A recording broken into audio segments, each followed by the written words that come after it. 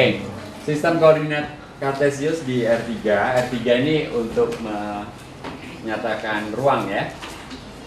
Jadi Anda nanti terutama di sini diharapkan dapat mengenali grafik persamaan di R3 dan juga menggambar grafik persamaan di R3. Persamaannya yang sederhana tentu seperti bola dan bidang serta juga garis ya. Nah, apa yang akan dipelajari? Jadi setelah subbab ini kita akan membahas vektor, ya, vektor baik di bidang maupun di ruang. Dan setelah itu kita akan membahas pula fungsi bernilai vektor. Tapi ini minggu depan, ya. Lalu sistem koordinat Kartesius dan polar di R2 yang telah kita pelajari dengan baik tadi itu masih terkait satu bab dengan ini kan ya. Kemudian yang akan kita bahas sekarang sistem koordinat ruang ya. Jadi apa itu sistem koordinat Kartesius di R3? Mungkin kalian sudah kenal juga sebetulnya. Jadi sistem tersebut terdiri dari 3 sumbu yang saling tegak lurus dan berpotongan di titik asal, titik O, yang kemudian disebut sebagai titik asal itu ya. Ketiga sumbu tersebut biasanya disebut sebagai sumbu X, sumbu Y, dan sumbu Z ya. Dan akan membagi ruang itu menjadi 8 oktan. Kalau hanya 2 sumbu jadi 4 apa? Kuadran ya. Kuadran itu 1/4 gitu ya. Oktan ini 1/8 ini. Makanya Oktober itu bulan ke-8 sebetulnya ya. Oke. Nah, yang mana nggak tergambar di sini mungkin di buku lebih jelas karena gambar ya. Di buku lebih jelas.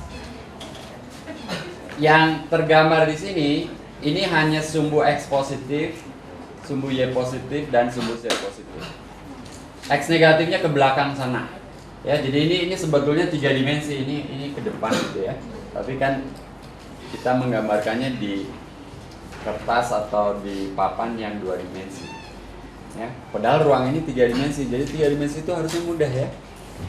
Sistem koordinat ruang ini kalau bidang berapa langkah ke kanan, berapa langkah ke atas, kanan atau kiri, atas atau bawah. Kalau ini sekarang kanan atau kiri, depan atau belakang, atas atau bawah gitu ya. Ada 3 ya. Jadi kalau saya mau ke arah itu apa namanya proyektor itu, saya harus maju ya 2 meter ke depan, 1,5 meter ke kiri, lalu 2,5 meter ke atas gitu ya, dari kaki saya maksudnya. Nah itu gunanya antara lain koordinat ruang ini. Jadi kiri kanan, depan belakang, atas bawah ya. Nah ini yang tergambar yang positif semua, artinya ini di depan ini semua itu oktan pertama ya. Nah saya juga lupa oktan kedua mana perjanjiannya ya. Jadi karena ada 8 oktan itu urutannya gimana? Kalau kuadran kan kuadran pertama lihat ini 1, 2, 3, 4 gitu ya. Kalau sekarang kan ada 8 ini ya. Mungkin yang di atas untuk Z positif dulu dihabisin 1, 2, 3, 4, lalu nanti 5, 6, 7, 8 gitu ya.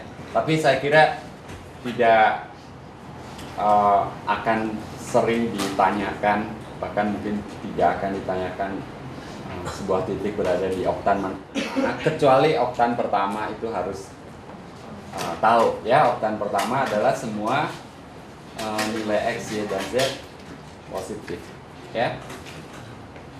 Mungkin oktan ke-8 semuanya negatif ya. Nah lalu bagaimana kita menyatakan titik? Tadi sudah disinggung bahwa titik itu nantinya dinyatakan oleh 3 bilangan X, Y, Z, yang pertama mengatakan ada di sebelah kiri atau kanan sumbu X, lalu yang kedua sebelah kiri atau depan atau belakang sumbu Y, dan yang ketiga di atas atau bawah ya, untuk bilangan Z tersebut. Nah,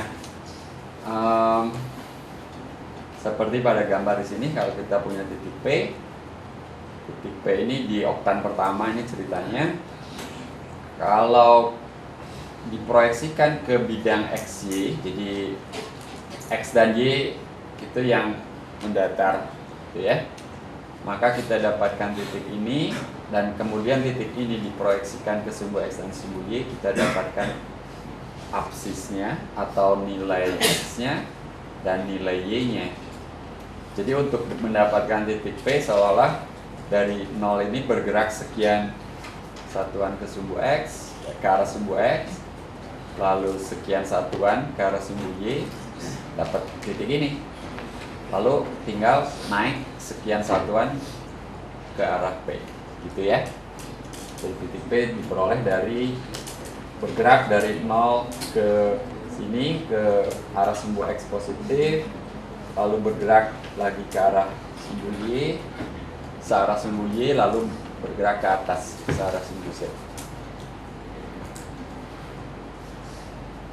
Oke.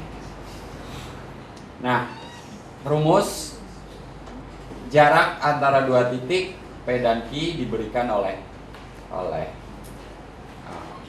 rumus ini. Ini dari mana?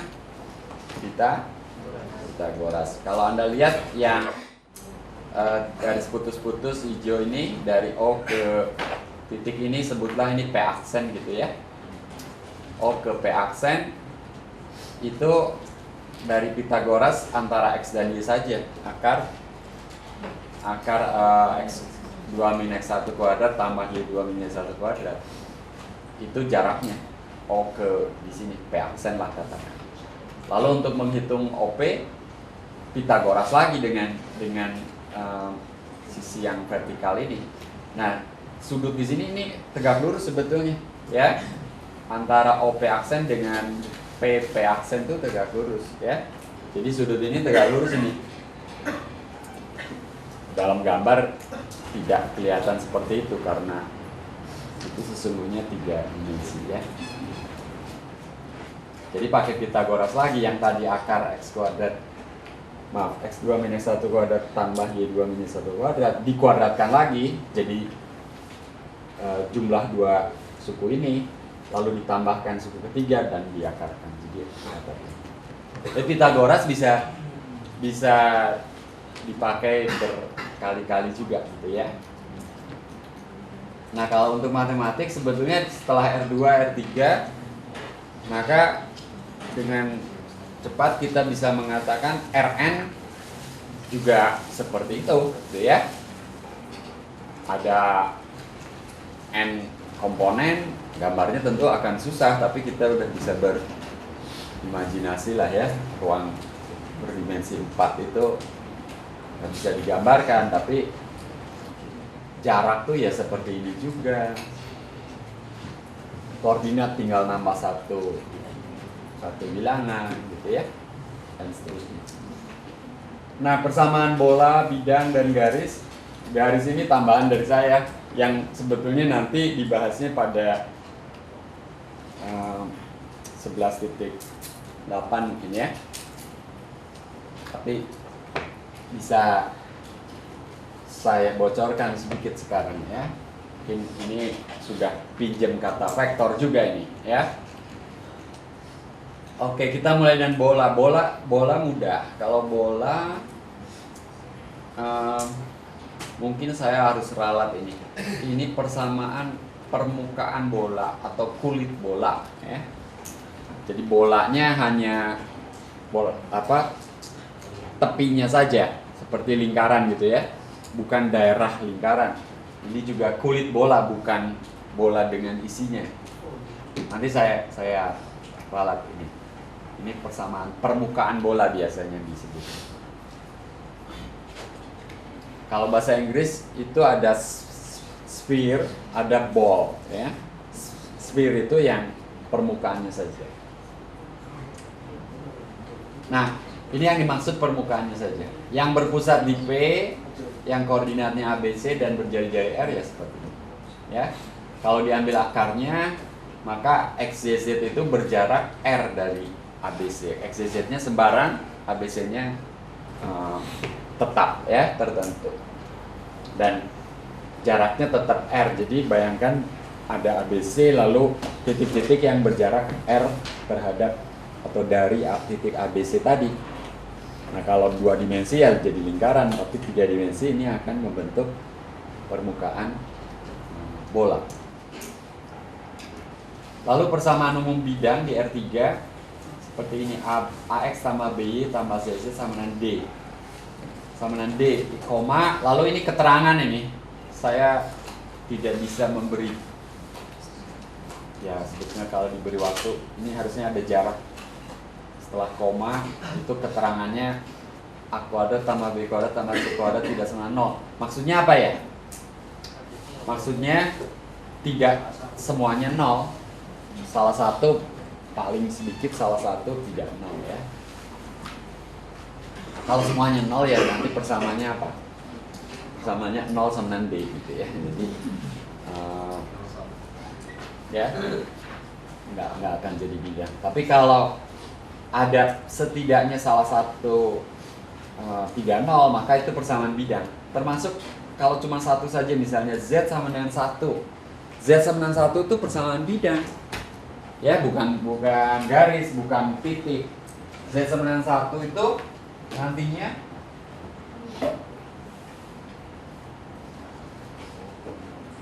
kita selalu X sebelah sini, Y sebelah sana, Z sebelah sana. Walaupun nanti tentu boleh agak berputar gitu ya, kadang-kadang variasi seperti ini boleh.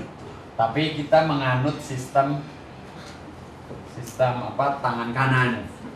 Tangan kanan itu ini ya, jadi muternya ke sini X, Y, Z ke atas gitu ya. Jadi arah perputarannya seperti ini, sumbu Z-nya jempolnya gitu ya. Jadi boleh saja nanti seperti itu selama sistemnya masih sistem tangan kanan, atau gini juga kadang-kadang boleh ya. Kadang-kadang mau dilihat dari arah sini, kadang-kadang perlu seperti itu supaya bidangnya kelihatan gitu ya, atau permukaannya. Nah, Z sama dengan 1, kalau ini Z sama dengan 1 sebagai titik, maka sebagai bidang persamaan Z sama dengan 1 itu nantinya apa? Garis mendatar atau bidang mendatar? Bidang mendatar. Ini garis yang sejajar sumbu Y. Lalu ada garis yang sejajar sumbu X juga yang melalui titik. Ini sebenarnya titik 0,0,1. Nah, bidangnya ya bidang itu gitu ya. Kebayang ya? Bidang yang memuat garis yang putus-putus tadi ya. Ya, kalau saya gambarkan ya ada yang seperti ini ya. Oke, tapi untuk gambarnya menjadi harus dimiringkan sedikit. Oke, nanti ada contoh lagi bidang yang A-nya tidak 0, B-nya tidak 0, Z-nya juga tidak 0. Gambarnya gimana? Ya. Tapi kalau A dan B-nya 0 tinggal C saja, ya mudah, bidang mendatar. Kalau B-nya saja yang tidak 0, yang lainnya 0, bidang vertikal yang sejajar bidang XZ. Lalu kalau A-nya saja yang tidak 0, berarti X sama dengan konstan gitu ya. Itu bidang mendatar juga yang menghadap Anda gitu ya nanti. Nah, kemudian persamaan garis seperti ini. Ini sama dengannya ada 2, ini nggak salah ini ya. Jadi nanti kita bahas ini lebih khusus untuk garis di ruang. Tapi kalau bentuknya seperti ini, maka persamaan garis ini adalah menyatakan garis lurus yang melalui titik ABC, ya. Jadi kalau X-nya A, Y-nya B, Z-nya C, tentu ini akan dipenuhi, ya. Dan searah dengan vektor PQR, ya. Nah, apa itu vektor kita akan segera bahas setelah ini. Tapi kita coba bahas lebih lanjut bidang. Kalau bola kan udah mudah, ya. Bola seperti lingkaran, tapi sekarang versi 3 dimensi, ada pusat, ada jari-jari. Tentu gambar bola tidak asing, ya. Kalau bola di sini bola berjari-jari R, ya Anda akan punya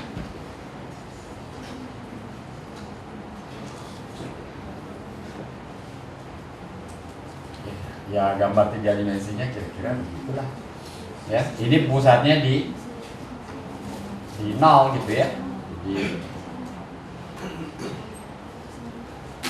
nah kalau ini cuma X kuadrat tambah Y kuadrat tambah Z kuadrat sama dengan R kuadrat, ya. Bola berjari-jari R, ya. Nah, bidang di sini bidang datar, bidang rata, bukan datar, bidang rata, ya. Yang diberikan oleh persamaan ini, gambarnya seperti apa?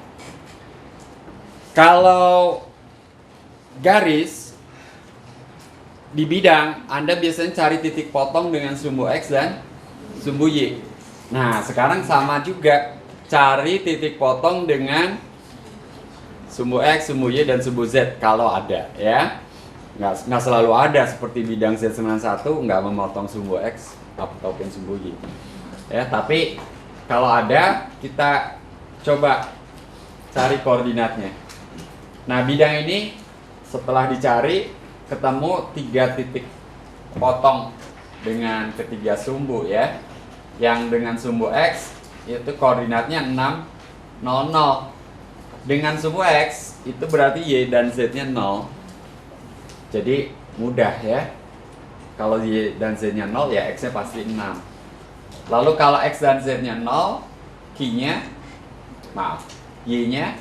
3. Jadi kita dapatkan titik kedua 0, 3, 0. Lalu kalau X dan Y-nya 0, 3Z sama dengan 6, berarti saya dapatkan Z-nya 2. Jadi saya punya titik potong 0, 0, 2. Jadi ada 3 titik potong. Di mana mereka? Di sini P, ya. Di situ Q. Di sebelah sana R. Terus, nah kalau garis ada 2 titik, tinggal hubungkan dan perpanjang ke kiri ke kanan, ya. Sekarang untuk bidang 3 titik cukup, ya. Nah, udah gambar-gambar gitu, ya. Jadi ini saya nggak bisa mengarsir. Saya coba pakai gambar segitiga, tapi karena nggak sama kaki ini nggak bisa. Jadi bayangkan ini diarsir, lalu bidang itu tentu bukan hanya segitiga ini, seperti garis bukan ruas garis, tapi memanjang sebelah kiri sebelah kanan juga. Nah, ini juga demikian. Ini nembus ke belakang, ke bawah sana, dan ke sebelah sana gitu, ya. Tapi kan saya nggak bisa gambar semuanya, ya. Imajinasi, ya. Bayangkan, ini ruangnya nggak balok, ya. Jadi ada sesuatu yang kelihatan di oktan pertama, ya seperti ini. Tapi bidang ini menembus 3 oktan yang lainnya. Nggak 8 oktan semua ini, ya, terpotong oleh bidang ini. Hanya 4 oktan saya kira ya. Ini terus ke sana, ini ke sana. 5. Yang mana? Yang oktan positif itu yang Z. Oh iya, ini betul. Sebentar, susah juga yang jenisnya. Yang Z Ah. semua.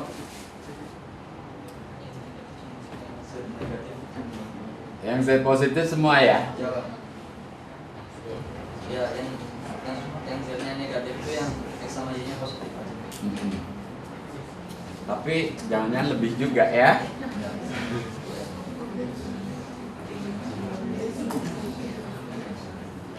Lima aja kok. Nambah. Ya. Saya harus ini juga. Bayangkan yang enggak yang mana gitu ya, yang harus bayangkan gimana ya?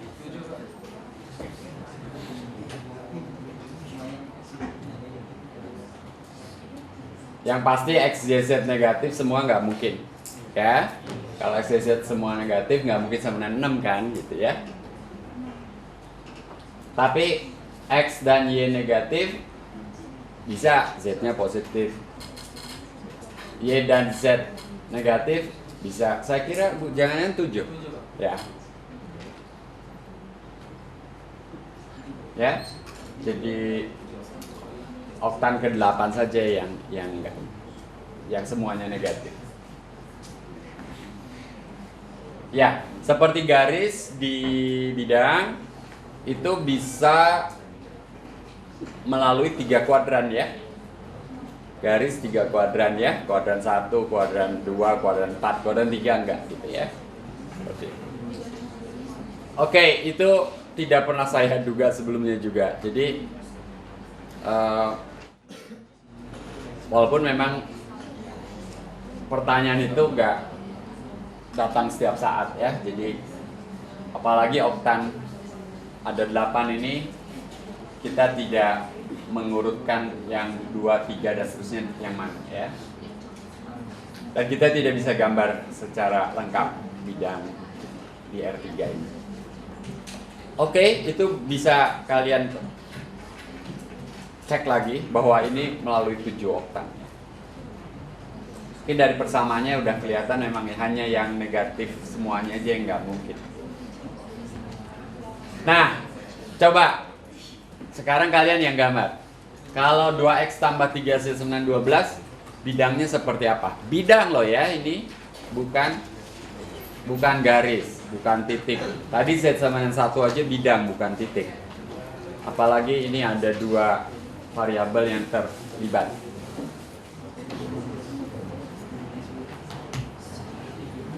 Saya siapkan sumbunya saja dulu. Sumbu Z, sumbu X,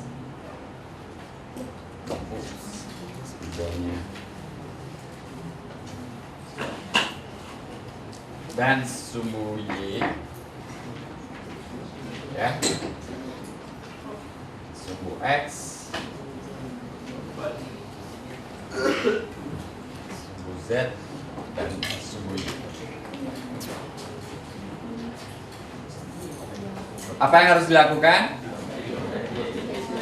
Cari titik potong. Tapi cuma ketemu berapa? 2, yaitu 6, 0, 0 dan 4, 0, 0, 4 ya. Kira-kira di sinilah, Pak. Terus gimana dong?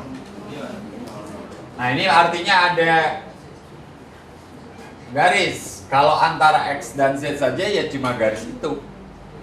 Tapi di sini ada Y. Nah, Y-nya nggak muncul di persamaan. Berarti Y-nya bebas. Tapi searah dengan atau bidangnya itu memotong garis ini gitu ya. Pada saat Y sama 0 ini potongannya. Pada saat Y yang lain ya, jadi bayangkan bidangnya ini Ya, kebayang? Oke, jadi bidang yang memotong bidang X-nya di garis itu gitu ya.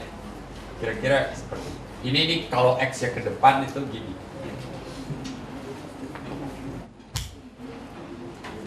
Ya. Oke, saya mungkin harus menambahkan satu informasi. Jadi si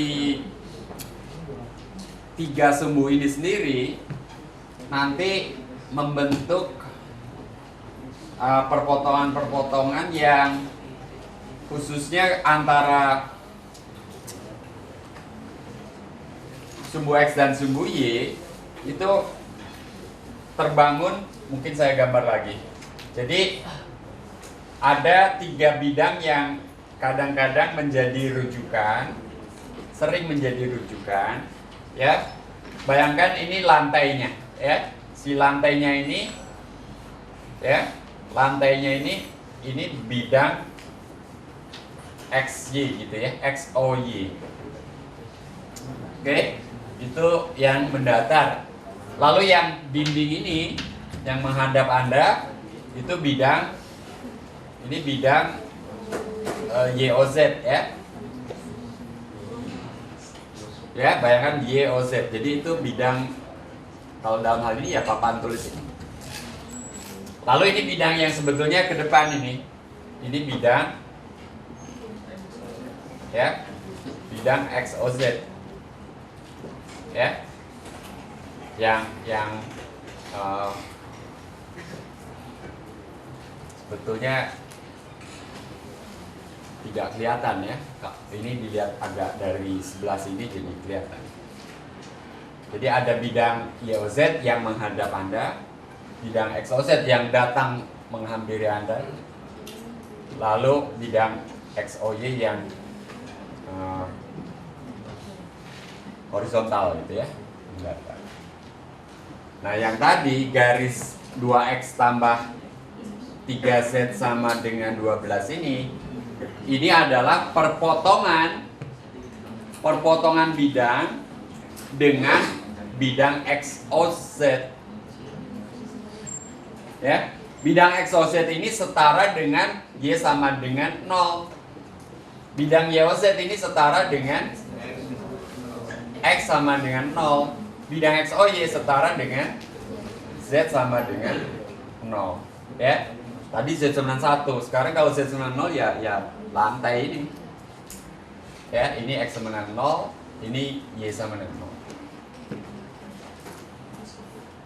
Nah, kalau Y-nya sama dengan misalnya di sini sama dengan 2, ya perpotongannya 2X tambah 3Z tetap ini 2X tambah 3Z. Tapi pada bidang Y sama dengan 2, bayangkan Y sama dengan 2 ini bidang yang vertikal gini ya. Ini Y sama dengan 2. Ya, perpotongannya 2X tambah 3Z. Tetap hubungan antara X dan Z tetap 2X tambah 3Z sama dengan 12. Gitu ya. Jadi untuk Y yang lain perpotongannya garis itu, yang semuanya ini sejajar ya. Jadi makanya kalau saya gambarkan ini memang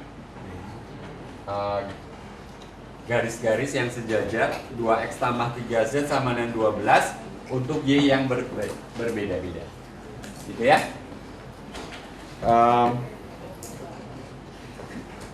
Nanti kalian harus bisa menggambar bidang dengan cukup cepat ya.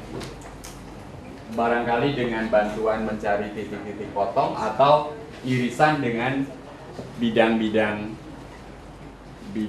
utama ya, XOY, YOZ dan XOZ.